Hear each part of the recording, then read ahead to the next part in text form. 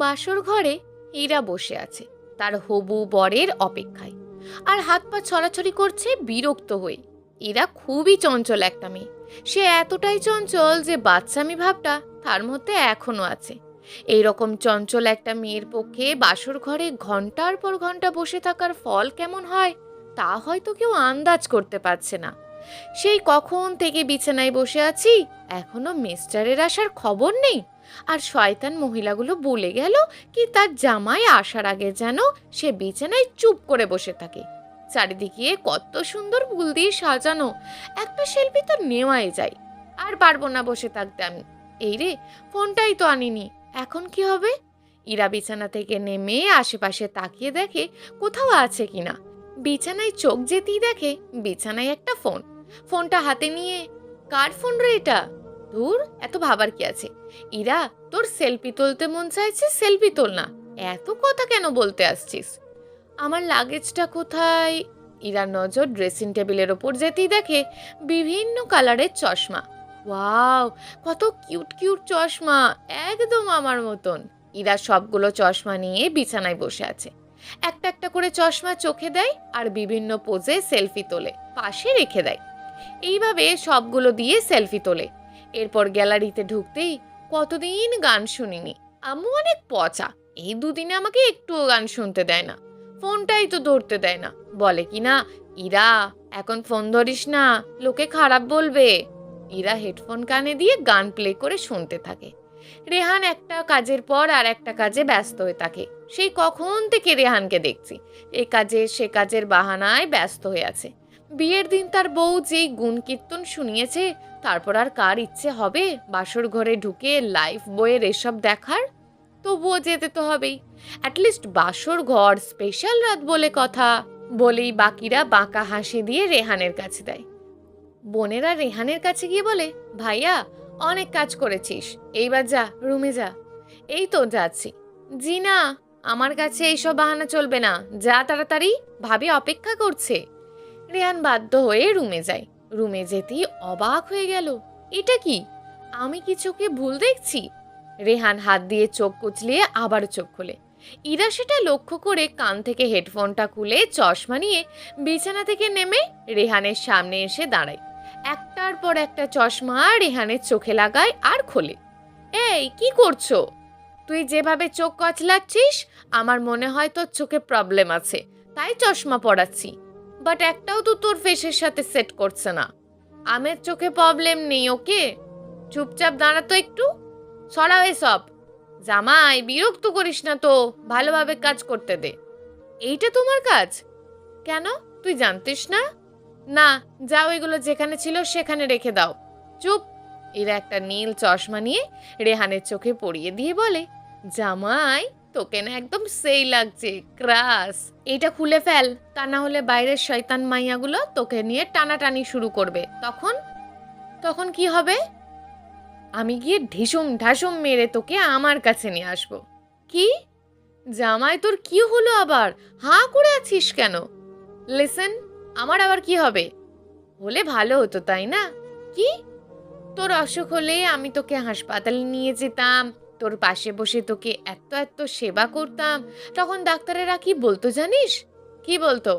আরে হাঁদারাম, এটাও জানিস না? ডাক্তার এসে বলতো তুই অনেক লাকি আমার মতন একটা বউ পেয়ে। আসলেই তো আমি অনেক লাকি তোমার মতন বউ পেয়ে। মনে হয় আর করর কপালে জোটেনি, আর দোয়াও করি যেন না জোটে। তুই সত্যিই লাকি? ইরার দিকে কিছুটা ঝুঁকে বলল, এই আমি তোমার কি যেন লাগি? কেন জামাই? তাহলে তুই করে বলাটা বন্ধ করো, জামাইকে কেউ তুই করে বলে না। আমি বলবো, তোর কোনো সমস্যা? অবশ্যই অনেক সমস্যা। দূর, তুই একটুও ভালো না। জামাই, তোর মা বাবা কোথায়? নাই। থাক জামাই, চিন্তা করিস না, আজ তাইকা আমি তোর বাবা মা। কি? এভাবে চিৎকার দিস কেন জামাই? ও ওপরবালা, এ কেমন বউ, রক্ষা করো গো আমায়। জামাই গো, তোর আবার কি হলো? তাড়াতাড়ি শুতে যাও, আর 5টা মিনিট যদি আমি তোমার সাথে কথা বলি তাহলে পাগল হয়ে যাব। তখন আমাকে এত সুন্দর বাড়ি রেখে পাগলা গারদে থাকতে হবে।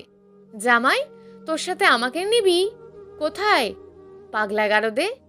আমি আর ধৈর্য ধরে থাকতে পারছি না, ইচ্ছে হচ্ছে তোমাকে দাঁতে দাঁত চেপে রেহান নিজেকে কন্ট্রোল করার চেষ্টা করে। কিছুক্ষণ পর শান্ত স্বরে ইরাকে বলে, যাও ঘুমাতে যাও। ইরা কিছু একটা বলতে গেলেই ইরাকে হাত দিয়ে থামিয়ে বলে, আর একটা কথাও শুনতে চাইছি না আমি তোমার থেকে। এখনই আমার সামনে থেকে সরে যাও।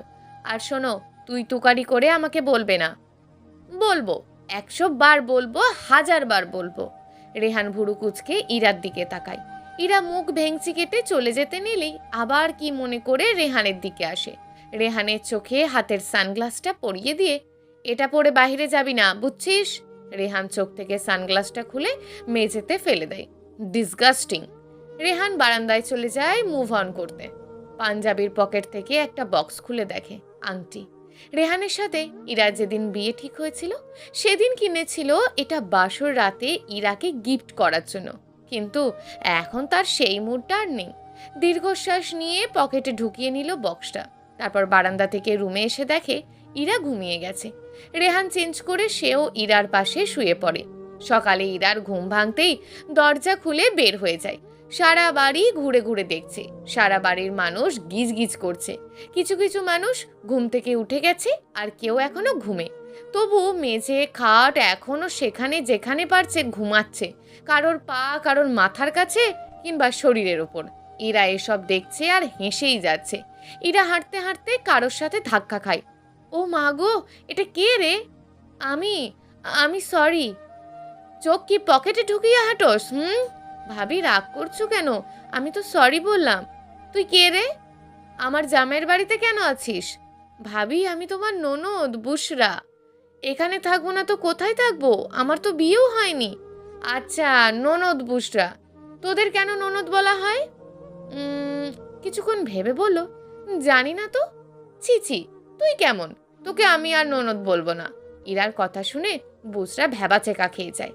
মুহূর্তের মধ্যেই বিয়ের দিনের কথা মনে পড়ে যায়। বিয়েটা যে কিভাবে হলো ওপরবেলায় জানে।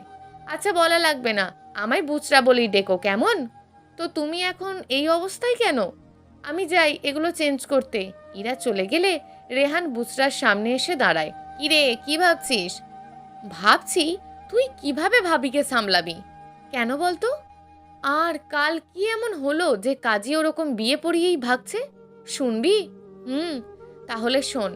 আমি আর ভাবির বোন ফারিহা দুজনে মিলে ভাবিকে সাজাচ্ছি তো ওই দিক দিয়ে ভাবি সব লন্ডভন্ড করছে। আমরা চুল বেঁধে চুড়ি পরাতে পরাতে চুলগুলো খুলে ফেলে। ভাবি কি করছো? সর এখান থেকে। আমার এত সুন্দর চুল বাঁধিস কেন? আমার চুল বাঁধতে ভালো লাগে না, মাথা ব্যথা করে। আপু না বাঁধলে কিভাবে হবে? আজ যে তোমার বিয়ে। না আমি বাঁধবো না। আচ্ছা ঠিক আছে, বাঁধতে হবে না। তোমাকে একটু সাজিয়ে দিই। না আমি সাজবো না। পরে ভাবির মা এসে ধমক দিয়ে চুপ করে। তারপর আমরা কোনো রকমে সাজিয়েছি। আমি তো এটাই ভাবছি, আন্টি পার্লারের লোকেদের বুক না করে অনেক ভালো করেছে। পরে ভাবি যদি বাহিরে পাগলামি করে, তাই কাজী সাহেবকে ভিতরে নিয়ে আসা হয়। একটু পর কাজী এসে ভাবিকে বিয়ে করতে বলে। না আমি করব না। ভাবি কি বলছো এটা? ইরা মা বল। ইরা তার মাকে জড়িয়ে ধরে কাঁদতে কাঁদতে বলে, আম্মু আমি এই বুড়াকে বিয়ে করব না। ইরার কথা শুনে সবাই জড়বস্তুর মতন দাঁড়িয়ে আছে। হাসবে না কাঁদবে এই ভাবনাটাই সবার মাঝে বিরাজ করছে। কাজী সাহেব কিছুক্ষণ ইরার দিকে তাকিয়ে থেকে নীরবতা ভেঙে বলে, আমি তো এখানে তোমার আর রেহান বাবাজির বিয়ে পড়াতে আসছি মা। মা, ওনাকে কেন বিয়ে করবি তুই? উনি তো তোদের বিয়ে পড়াতে আসছেন। মিথ্যা বলছো তুমি। একটু যা এবার লক্ষ্মী মেয়ের মতন বস।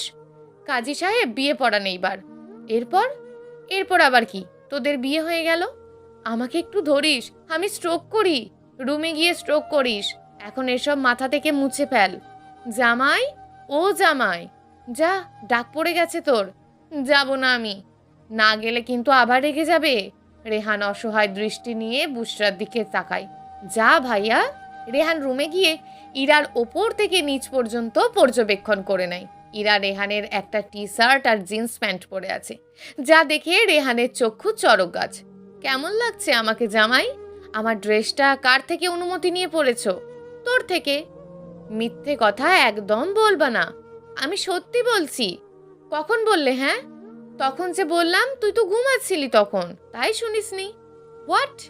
ওহ গড, একে নিয়ে আমি কোথায় যাব? জামাই বল না কেমন লাগছে আমাকে। বহুত আচ্ছা লাগছে, এখন যাও এসব খুলে শাড়ি পরো। এই, আমি কি খোলার জন্য পড়েছি?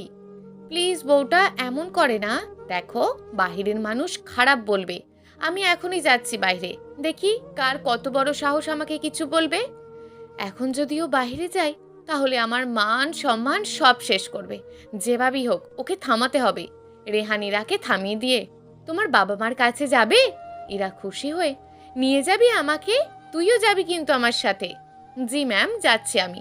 সো নো টেনশন, তুই আমাকে আবার ওখানে ফেলে আসবি না তো? অনেক কষ্টের পর তোমাকে পেয়েছি, এত সহজে ছাড়ছি না, মনে মনে বলল রেহান। একদম না, আমাকে ক্ষমা করো ইরা। বুসরার বিয়ের ঝামেলার কারণে কিছুদিন তোমাকে ওখানেই থাকতে হবে, তারপর একেবারের জন্য আমার কাছে নিয়ে আসবো, আর কোথাও যেতে দেবো না। এটাও মনে মনে ভাবলো রেহান। ইরা, এবার লক্ষ্মী মেয়ের মতন চেঞ্জ করে নাও। আমি তো শাড়ি পরতে পারি না, তাই তো এটা পরলাম। আচ্ছা চলো, আমি তোমাকে হেল্প করি। রেহান ইরাকে শাড়ি পরিয়ে বের হয় রুম থেকে। নাস্তা করতে গিয়ে দেখে রুটি আছে দুটো, কিন্তু রুটি দিয়ে খাওয়ার জন্য কোনো কিছু নেই। খাদক দল সব খেয়ে খালি হাঁড়ি রেখে গেছে। কি আর করার, রোহান রেস্টুরেন্ট থেকে খাবার অর্ডার করে খেয়েছে, সাথে ইরাকেও খাইয়ে দিয়েছে। ততক্ষণে বেলা অনেকটা হয়ে গেছে, যার কারণে বাড়িতে আস্তে আস্তে মহিলার সংখ্যা কমতে থাকে। বউ ভাতের জন্য সবাই পার্লারে চলে গেছে সাজতে। ইরার জন্য বাড়িতে পার্লারের লোক বুক করা হয়েছে, তারা এসে ইরাকে সাজিয়ে দিয়ে গেছে। এর মাঝে বুসরাই ইরাকে সামলায়। রাতে ইরা রেহানকে বলে, সব কিছু গুছিয়ে নিয়ে আমার শেষ। কেন? কাল যে আমাদের বাড়ি যাচ্ছি তাই। আমার কিছু নেওয়া লাগবে না।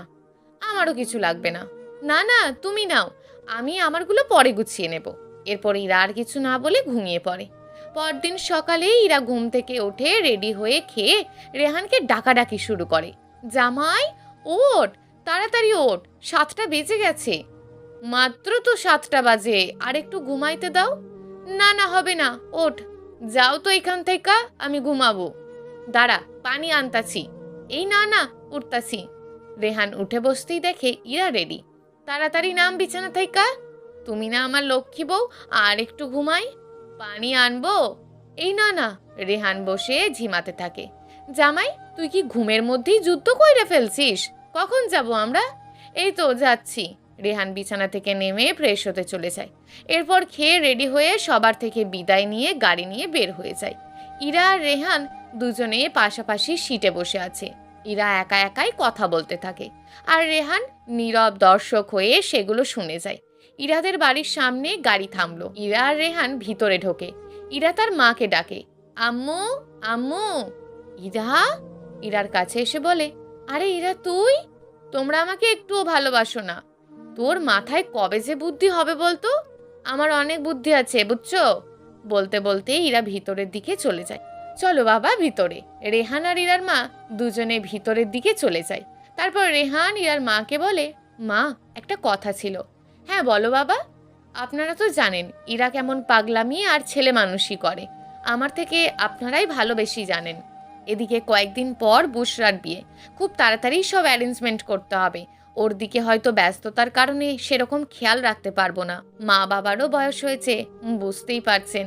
আমি চাইছি না ইরা কিংবা মা বাবা কেউ কোনো রকমভাবে কষ্ট পাক। তাই আমি চাইছি ও কয়েকদিন এখানে থাক। বিয়ের 1 সপ্তাহ আগে এসে আমি ওকে নিয়ে যাব। ও এখানে থাকবে, এতে তো আমাদের ভালো লাগবে। তুমি এমনভাবে বলছো যেন আমরা তোমাকে বকবো। আসলে কোনো কথা হবে না আর। চুপ করে বসো তুমি, আমি চা নিয়ে আসছি। এরপর ইরার মা রান্নাঘরের দিকে চলে যায়। রেহান সারাদিনে অনেক চেষ্টা করে বাড়ি থেকে বের হওয়ার, কিন্তু ইরার জন্য পারে না। অবশেষে পরদিন সকালে সফল হয় বাড়ি থেকে বের হওয়ার জন্য। রেহান তাড়াতাড়ি ঘুম থেকে উঠে ফ্রেশ হয়ে কাউকে কিছু না বলে গাড়ি নিয়ে বের হয়ে যায়। মনে মনে ভাবতে থাকে, এই এলাকা পার হতে পারলেই বাঁচি। এই ভেবে তাড়াতাড়ি ড্রাইভ করে। আচ্ছা, পাগলিটা কি ঘুম থেকে উঠে আমাকে দেখতে না পেয়ে তাহলে কি মন খারাপ করবে নাকি রাগ করবে? যাই করুক, পরে সব একেবারে মিটিয়ে দেব। রেহানের ভাবনায় ছেদ পড়ে তখনই যখন পিছন থেকে কেউ একজন বলে, আস্তে চালা জামাই, আমার ভয় করছে, মাথা ঘুরছে। রেহানের আর বুঝতে বাকি নেই এটা এরা। তবু শিওর হওয়ার জন্য গাড়ি থামিয়ে পিছনে তাকাতেই দেখে ইরা বসে আছে। যেখানে বাঘের ভয় সেখানেই সন্ধ্যা হয়। ও এখানে কি করে এলো? নাকি আমার চোখের ভ্রম? জামাই, এত তাড়াতাড়ি করে কোথায় যাচ্ছিলি? রেহান আবারও তাকায় ইরার দিকে। সত্যি কি চোখের ভ্রম, নাকি সত্যি? তুমি এখানে কেন? তুই কোথায় চলে যাচ্ছিলি? দাদি বলেছে জামাইকে চোখে চোখে রাখবি, কখন আবার কোন দিকে উড়াল দিয়ে দেয় টেরও পাবি না, তাই তো আমি চলে আসলাম। আচ্ছা জামাই, তুই পাখির মতন উঠতে পারিস? চুপ, একদম চুপ, এখনই বাড়ি যাও। আমাকে বকা দিস কেন? একদম চুপ, ন্যাকা কান্না বন্ধ করো। ইরা সাথে সাথে চুপ হয়ে যায়। রেহান নিজেকে কন্ট্রোল করে শান্ত স্বরে ইরাকে বলে, দেখো লক্ষ্মীটি, আমার কোনো ড্রেস তো তোমাদের বাড়িতে নিয়ে যায়নি, তাই আনতে যাচ্ছি, আমি আবার আসবো। তুমি বাড়ি চলে যাও। না, আমি তোর সাথে যাব। আচ্ছা, আমি একটু পর আসবো, তুমি এখন চলে যাও। ইরা মাথা নেড়ে না জবাব দেয়। তোমার মা চিন্তা করবে তো, আমি বলে আসছি। রেহান আর কোনো উপায় না পেয়ে ড্রাইভ করে বাসায় চলে আসে। কিরে ভাইয়া, তোরা চলে আসলি যে? রেহান কিছু না বলে নিজের রুমে চলে যায়। ভাবি, কিছু কি হয়েছে? জানিস, ওই জামাইটা আম্মুর কাছে কিছু না বলে চলে এসছে। কি বলো, কেন? জানি না। বুসরা সবটা বুঝতে পেরে, আচ্ছা তুমি তোমার মাকে ফোনে বলে দাও। আমি তো বলে আসছি। মন খারাপ হচ্ছে? হুম, আচ্ছা মন খারাপ করো না, আমরা আছি তো। এখন খাবে চলো। বুসরা ইরাকে নিয়ে খেতে চলে যায়। ইরা সারাদিন মন খারাপ করেই কাটিয়ে দেয়। কত ইচ্ছে ছিল ভার্সিটি গিয়ে একটু ঘুরে আসবে, কত মানুষের সাথে দেখা করা বাকি ছিল, দেখা করার হলোই না। ইস, স্যারদের সাথেও দেখা করা বাকি ছিল। রাতে সবাই খেয়ে শুয়ে পড়ে। ইরা আর রেহান দুজনেই ঘুমিয়ে পড়ে। রেহানের শরীরের ওপর ভারী অনুভব হওয়ায় ঘুম ভেঙে যায়। ভয় পেয়ে সজোরে দিল এক ধাক্কা। তখনই, ও আম্মু গো! রেহান সাথে সাথে উঠে বসে টেবিলের ল্যাম্পটা জ্বালিয়ে দেয়। সামনে তাকাতেই দেখে ইরা খাটের পাশে মাটিতে কোমর ধরে বসে আছে। এইভাবে বসে আছো কেন? তুই আমাকে ফেলে দিয়েছিস কেন? তুমি আমার শরীরের ওপর উঠেছিলে কেন? আমি তো ভেবেছিলাম কি না জানি। বলো, কেন উঠেছিলে? আমি তো তোর এই পাশে শুতে চেয়েছিলাম। কেন? ওই পাশে কি হয়েছে? কি যেন একটা এসে আমার পায়ে কামড় দিয়েছিল, তাই তো ভয় পেয়ে আমি। তুমি ওই দিক দিয়ে আসতে পারোনি? আমার ভয় লাগছিল। ঠিক আছে, ওঠো এখন। রেহানের হাত ধরে ইরা উঠে বসে। রেহান লাইট অফ করে ইরাকে টেনে এনে বুকে জড়িয়ে ঘুমিয়ে পড়ে। সকালে ইরা ঘুম থেকে উঠে ফ্রেশ হয়ে বাইরে বেরিয়ে যায়। একটু পর রেহানের ঘুম ভাঙে। ঘুম ভাঙতেই ফ্রেশ হয়ে ছাদে চলে যায় সকালের পরিবেশটা একটু উপভোগ করার জন্য। ছাদে অনেকটাক্ষণ থাকার পর চলে আসতে যাবে, ঠিক তখনই নিচের দিকে নজর যায়। এটা ইরা না? ও মাই গড, এই মেয়ে আবারও আমার মান সম্মান নিয়ে টানাটানি শুরু করে দিয়েছে। উফ, এইবার মনে হয় ময়রা যাইতে হবে। কিন্তু এত সকালে এত বাচ্চা কোথা থেকে আনলো? না জানি এদের মা বাবা বাচ্চা আনার দায়ে মামলা না দিয়ে বসে, তাহলে তো আমি শেষ। ও কি এখনো বাচ্চা? বাচ্চাদের সাথে খেলতে চায়? দাঁড়াও, খেলাচ্ছি তোমায়। রেহান ছাদ থেকে নেমে বাইরে চলে যায়। ইরা খেলতে গিয়ে একটু পিছনে আসতে নিলেই কারোর সাথে ধাক্কা খায়। এ কে রে? পিছনে ফিরতেই দেখে রেহান দাঁড়িয়ে আছে। জামাই, তুইও খেলবি আমাদের সাথে? খেলাচ্ছি তোমায়, খেলা, চলো। তুই একটুও ভালো না। রেহান আর কিছু না বলে ইরাকে একরকম টেনে বাড়ি নিয়ে যায়। এই, তুই ওকে ওভাবে টানছিস কেন? দেখো না, একটুও ভালো না জামাই। হ্যাঁ ভাবি, তোমার জামাইটা একদম পচা। তুই চুপ থাক। ইরামা, যাও, নাস্তা ছেড়ে রেডি হয়ে আসো, আমরা সবাই মিলে মার্কেটে যাব। না, আমি যাব না। না মা, ওর যাওয়ার দরকার নেই, তোমরাই যাও। ইরা একটা শয়তানি হাসি দিয়ে যেই বাহিরে যাওয়ার জন্য দৌড় দেবে, তখনই রেহান ইরার হাত ধরে টেনে নেয়। তারপর ইরাকে রুমে নিয়ে যায়। রেহানের মা, বুশরা আর রেহানের বিয়ের পর যারা বুশরার বিয়ের জন্য অপেক্ষা করে থেকে গেছে, সবাই মিলে মার্কেটে যায়। বিয়ের মার্কেট বলে কথা, বাড়ি একদম ফাঁকা। কলিং বেল বাজাতেই রেহান দরজা খুলতে যায়। খুলে দেখে তার পুরো ফ্রেন্ডস ক্লাব তার সামনে দাঁড়িয়ে। আরে তোরা, আয় ভিতরে আয়। এরপর সবাই মিলে অনেকক্ষণ আড্ডা দেয়। আড্ডা দেওয়ার এক পর্যায়ে রেহানের এক বন্ধু বলে, আজ কিন্তু ভাবির হাতে রান্না, মানে লাঞ্চটা এখানেই করে যাব। বাকি সবাই তার সাথে সমস্বরে তাল মেলায়। আমি তো রান্না করতে পারি না, কিন্তু বিরিয়ানি রান্না করতে পারি। সেটাই করো ভাবি। ইরা তাড়াতাড়ি করে রান্নাঘরে যায়। সব কিছু আয়োজন করে চুলায় রান্না বসায়। ওখানে তো বলে আসলাম, এখন কি করে রান্না করি? যা হওয়ার হবে। আচ্ছা, মশলা কি কি দেব? ইরা সবগুলো মশলা সামনে নিয়ে বসে আছে। জামাইকে কি জিজ্ঞেস করে আসি বিরিয়ানিতে কি কি মশলা দেয়? না না, যাব না। আমি কি পারি না নাকি? এরপর ইরা গরম মশলা, আদা, রসুন, বিরিয়ানির মশলা সব একসাথে ঢেলে দেয়।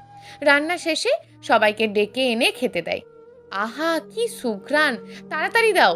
বিরিয়ানির মশলা দেওয়াতে ঘ্রাণটায় জিভে জল চলে আসলেও খেতে গিয়ে কেউ আর তা মুখ থেকে পেটে চালান করতে পারছে না।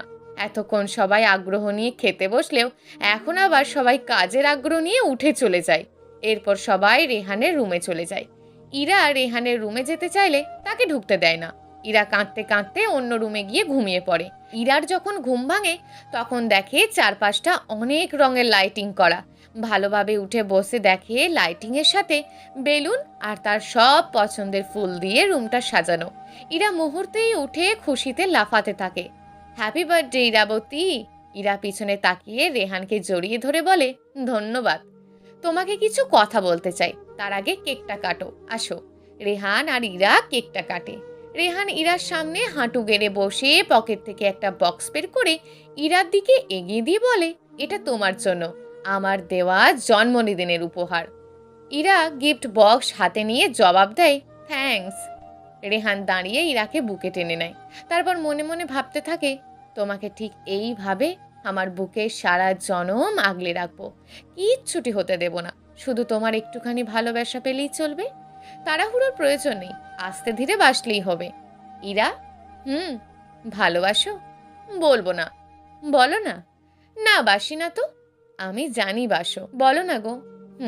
অনেক ভালোবাসি। রেহান ইরাকে বুক থেকে সরিয়ে, এইভাবে না। জামাই, আমি না তোকে এতগুলো ভালোবাসি।